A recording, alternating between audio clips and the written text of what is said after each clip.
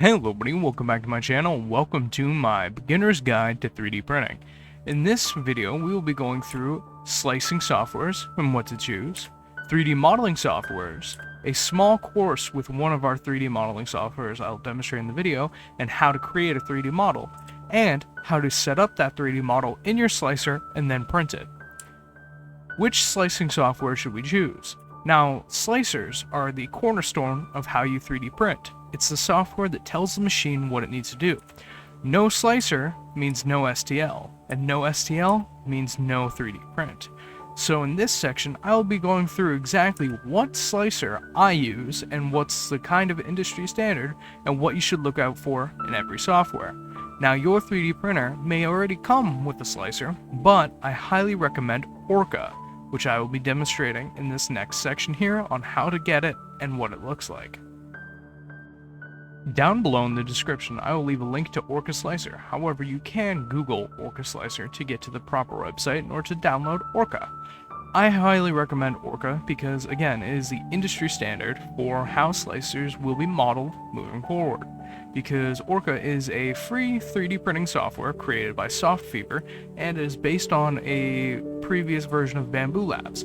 Now, this being open source allows you to have more flexibility. If we move down to the download section, you have 3 download options and a few more options to choose from, as well as more download nightly builds and things like that. I will be downloading from the latest version on Windows because I am running a Windows PC. Now, as Orca installs, I will click it in order to launch the installer, which will appear as so. I have a previously old version because I have yet to update my version, and I will just be updating my version, but this will be the installation guide for you. So I click yes.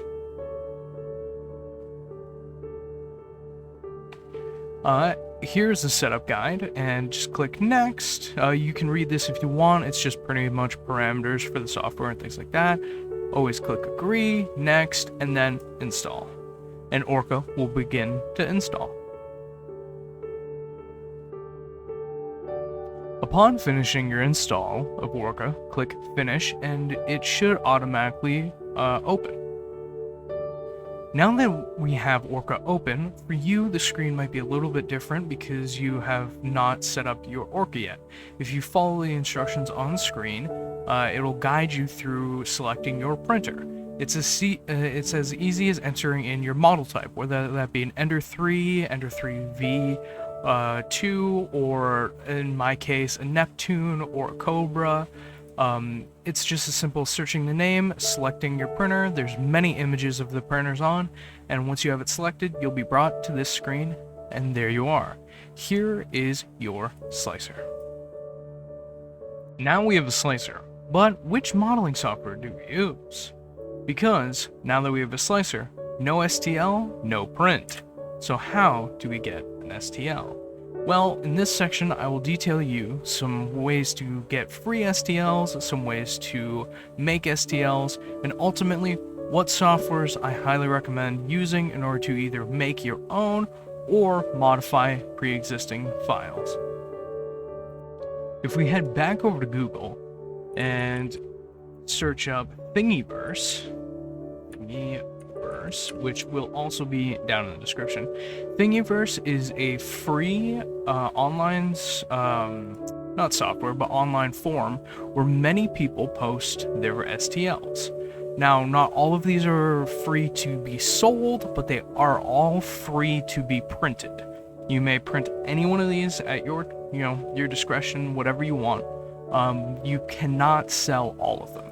There is a licensing section that you can select a public domain, and all of these can be sold online. It's just basically anything that doesn't say public domain on it, unfortunately, cannot be sold. Which makes sense because a lot of people make Deadpool and Labubu's and various anime figurines, but this is just a honorable mention for a quick and easy way to find pre-made STLs that allow you to quickly make your first ever, 3D prints. Even Bodhi's are on here. We can search up Bodhi. You can find, oh, hey, a bench style Bodhi. You can find different styles of test prints and various things like that. But yeah, once again, this is mainly just an honorable mention and quick and easy to use. But yeah, that's Thingiverse. Now, your next slicer that you should look at is Tinkercad. Tinkercad is a free-to-use software that is for schools to teach how to 3D model. However, it is the main 3D model I tend to use because its design is very simplistic and I can get a lot of mileage out of it because a lot of their systems that they have, a lot of the higher guys like FreeCAD and Blender don't seem to have, but you do have to have an account for this. So I will quickly run through a signing up process. So because we aren't in school and we're not a teacher and we're not a student, we can create personal. You can sign in with your email or you can sign in with your Google. I will click sign in with Google and then I will quickly cut back to when I have an account. Alrighty, now that we've made the account, we can now click create. I'll quickly demonstrate how to create this vase. Now the one I'm about to make isn't quite the same size as this one because I quickly threw it together, but here's a quick demonstration on how to do that. So in order to make this base even, as you can see, there is many ridges on it, you get a side panel with sides, bevel, segments. So if we increase the sides, it makes it smooth. If you create the bevel, it creates a beveled edge. But if you reduce the segments, it creates a sharper edge for the bevel. Now we aren't really going to be needing a bevel on this because it's just going to be a nice flat base. But yeah. Now, if I want all sides to shrink to the same size and not have to try and guess sort of like this to squish and squeeze, what I will do is I will hold, setting back to the size, I will hold shift and that will in unison shrink down our model. Now I will quickly show you guys how this one was thrown together. So there are many internal segments to this model. There are all what we call primitive shapes. So we have a sphere for our other sphere and two cones for our two cones. This vase is a very basic shape. And it is quite easy to make. So I will remake the entire thing the same way that I did before. So this is our base. We have it 5 by 16 by 1640. So that's to cover up for this, but it's it was originally 1640. I will quickly make sure that it's 16 even. I prefer even numbers, that's just kind of who I am, so I will quickly manually edit it to make sure that it's 16 by 16, and I will make it 16 by 16 by 16. Now our sphere is 23 by 23, and this other sphere is 19 by 19.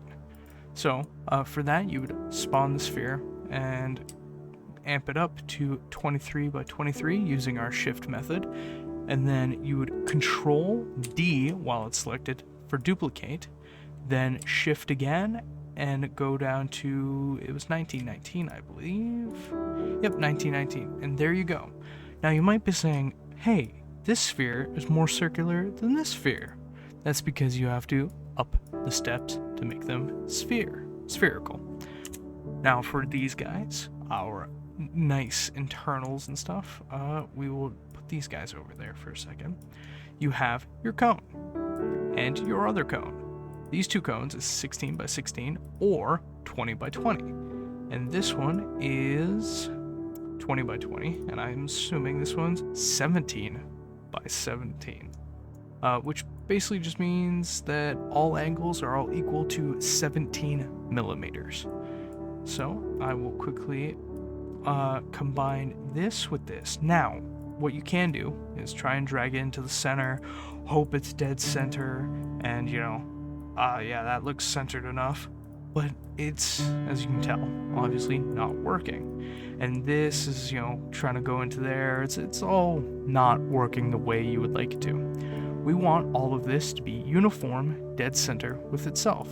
So what you do is you right click, drag, select all. Now you can click L on your keyboard, or you can click these two lines up here to get your alignment. Click here and click here. Click here to align everything equally in the middle. You can also select here for equaling everything in the middle for the height, but right now I won't be doing that because everything's already the right height. Now you might be saying, don't you have items trapped in the center? How do you know what's going on in there?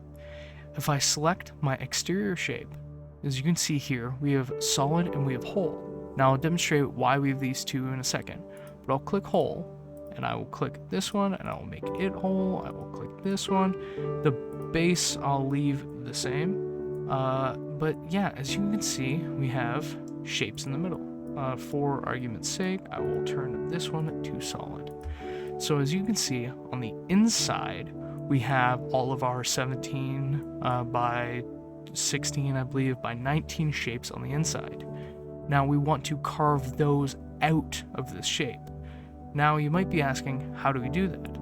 Well, we remove all of these shapes, we select all of these shapes at once. You can do them individually, like I was showing you there, to turn them into holes, or you can select them all at once and click Union Group. As you can see, I accidentally selected our base, so I will ununion, move the base, move all of these items, and then I will reselect, click back to send all of our shapes into the right order, click Union Group again. Now, while this is all unioned, you will click Hole, and it turns the entire shape into the hole that we need. Now, you want to turn back your other shapes into solids, like so, and now you want to select the entire thing, both groups together, and click Union Group. The hole on the inside will now cut out that shape into our shapes, creating the final vase shape. Pretty easy. And now you can, obviously still manipulate the vase into whatever shape you want. Now, the one thing you must be careful while using the software is to not restart your browser, because as it stands right now, I can click back however far I need to in order to fix anything that needs to be solved in my shape. Let's say one of my shapes was a little off kilter and created a weird hole like that, or what have you.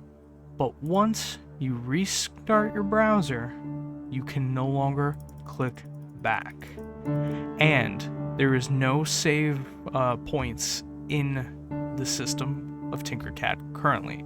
So the only way to repair that is to click ungroup. And sorry, I will just go back.